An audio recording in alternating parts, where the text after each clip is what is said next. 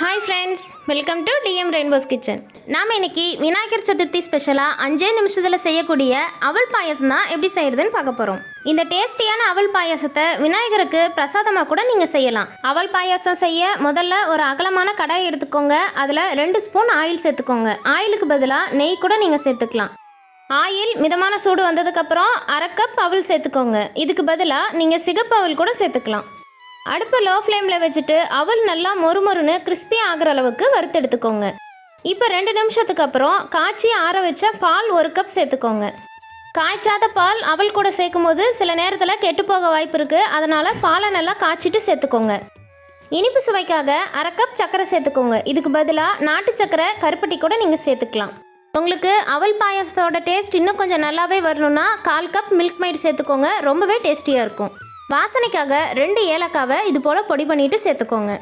அடுப்பை லோ ஃப்ளேமில் வச்சுட்டு 2-3 நிமிஷம் இது போல் நல்லா கொதிக்க விட்டுட்டு அடுப்பை ஆஃப் பண்ணிவிடுங்க. அவல் சேர்த்துருக்கிறதால பாயாசம் சீக்கிரமாகவே கெட்டியாக ஆரம்பிச்சிடும். அதனால் இந்த ஸ்டேஜ் வந்ததுக்கப்புறம் அடுப்பை ஆஃப் பண்ணிவிடுங்க. இப்போ பாயாசத்துக்கு திராட்சை முந்திரி எல்லாம் வறுத்துட்டு சேர்த்துக்கலாம்.